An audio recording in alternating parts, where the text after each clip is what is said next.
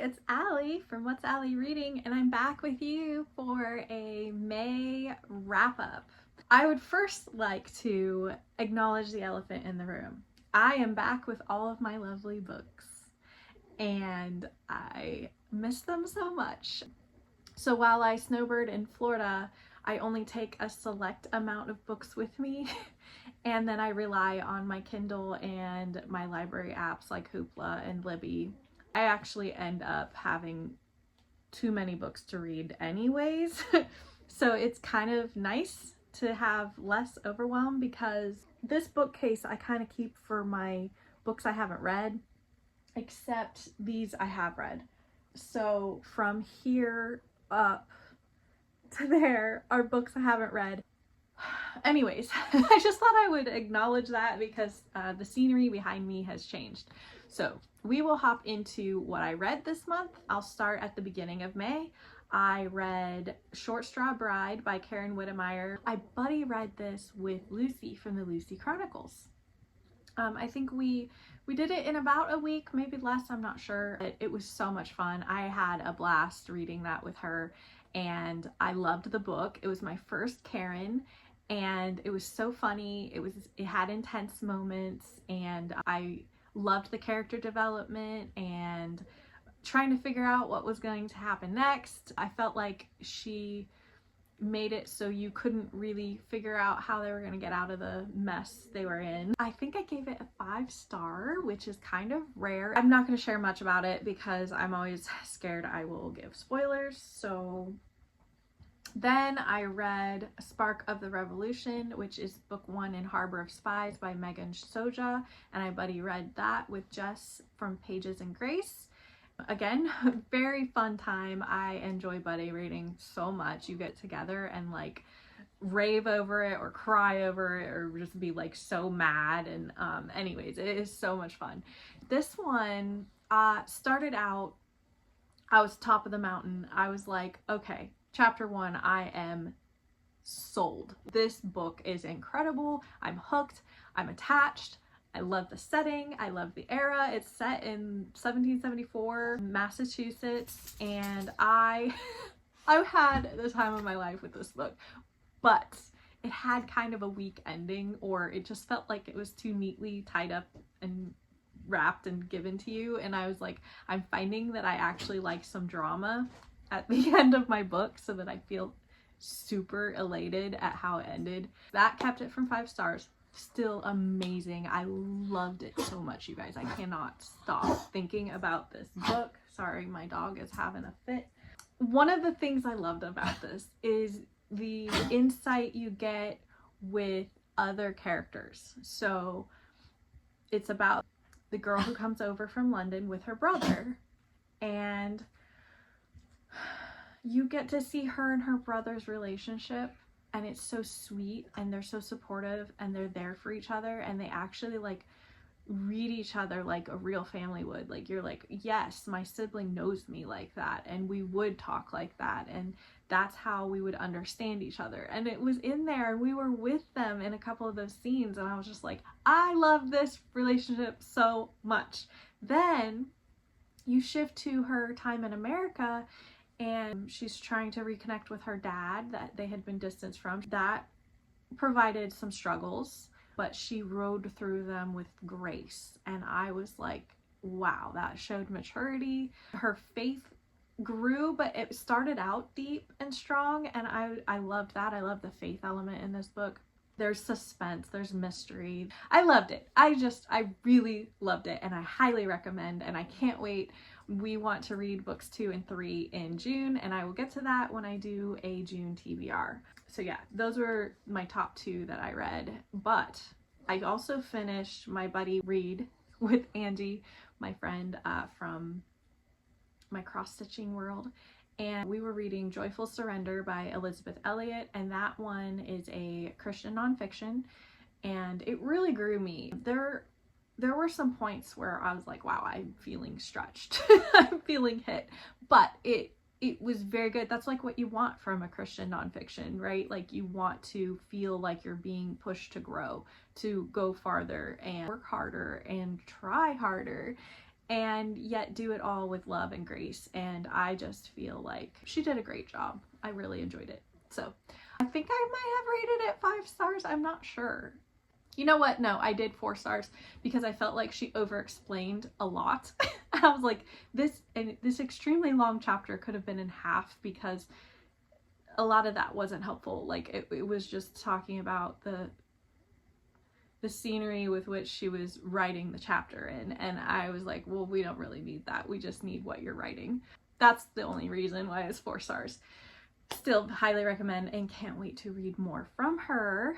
And then I finished, finally, again with Angie, Through Each Tomorrow, The Timeless, I think it's book 6 by Gabrielle Meyer. This one I gave 4 stars. It was good. I enjoyed the timelines. I'm trying to march through this carefully without sharing too much, but I found myself confused more than all of the other books. I was confused in this one on what was happening, who was who, and where we were. I'm not sure if there was a better way to clarify things or not, but I know I just personally had a hard time keeping up because there was a lot to keep track of. There was a lot going on. There were ways things could have been built up higher and then brought in, and that didn't happen, so it just fell a little flat for me. Then the other is, I think I might have preferred a different point of view from a different person as a focus. I don't want to share too much because if you haven't read it yet, I don't want to give it away. I wish the perspective was on one of the other characters where you get inside their head. The one that she picked, I was bothered by. He kind of annoyed me. Well, I will say as a main male character, he really emotionally responded and reacted to things and just felt like he was a little bit volatile, and I was like, I need the perspective from somebody else because you're bothering me. But anyways, that's enough griping about a book I actually did love. I really enjoyed it. I liked both timelines. One timeline is in Elizabeth I can't even say it. Queen Elizabeth I is that timeline. I think it's like 1563 or something. And then the other one is 1883. There's some tennis in there. And I was like, oh, this is interesting. This is unique. Like, to throw a sport into one of these books just felt fresh to me. So I liked that. And I liked the reveals. Especially near the end. I think she waited extra long to give us those, and I was like, oh, things are starting to click now. I get it. Epilogue had one that was just like mind-blowing, except I kind of saw it coming just because I recognized some of the nuggets she was dropping. But if you didn't get those, you will be astonished by the epilogue. But that's all I'm going to say about that book. And then I started Tempests and Tea Leaves by, why can't I think of her name? It'll be up here. And it is book 1 in a series that I can't remember its title, but it's a cozy fantasy clean romance. And I will say I caught one swear word. Other than that, it was very, very clean. The only thing that's a drawback is it is focused a lot on magic and magical abilities, and so like if you're sensitive to that, don't read it. I don't recommend it for you, but I loved it. It felt very like Sleeping Beauty or Tinkerbell-esque. It was like whimsical like that, and it worked with like a lot of like nature type things. So I really liked the magic system that was going on with that book. And I struggled with this. I just finished it last night during Lucy's sprints, and I was like, I can't rate this right away. I can't see myself comfortably giving it 5 stars because there's one instance of where it's like an almost cheating scenario, and I didn't like that, and that was right near the end, so it was just kind of like slumped me out a little bit on it. It was shaping up to 5 stars, you guys, like, because I can't stop thinking about it. The world, the characters, you learn community. She's got a bit of a found family. It was just so good, so well done, very whimsical. There was cozy, but there was like elements of stress and tension, and you didn't know what was happening next. The banter between the two of them, like the way they went from enemies to lovers, was perfect. It wasn't insta-lovey.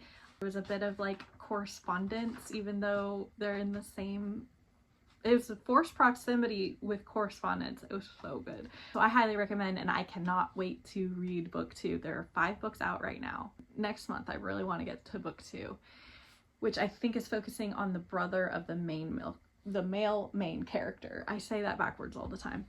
So those are all the books that I finished this month. I am working on Emma M. Lyon book 5 right now. I'll probably finish it by the end of May, but we already know I'm gonna love it. Like, it's just one of those cozy types of series where each book is basically similar to the previous one. So I'll just say I loved it. I'm like a quarter of the way through it now. And I think that's all I'm going to be able to get through for May. Stay tuned. I will either put my June TBR on the back end of this video, or you will get a separate video. I'm not sure what I will do that way, because I have a few readathons that I'm going to try to layer and stack together. I have a semblance of a plan. So it might be more of a TBR than a pile of possibilities or a mountain of possibilities, but we will see what ends up. So I actually do think I might make that in a separate video, because this way I can just end this and put it up, edit, and go with it. So thank you so much for watching. Oh my goodness, thank you for subscribing. I am still blown away by this community. I love you guys. I love making new friendships. I've already feel like I have gotten to know several of you very well, and I'm here for it. I love it. So I hope you guys have a blessed day. Bye-bye.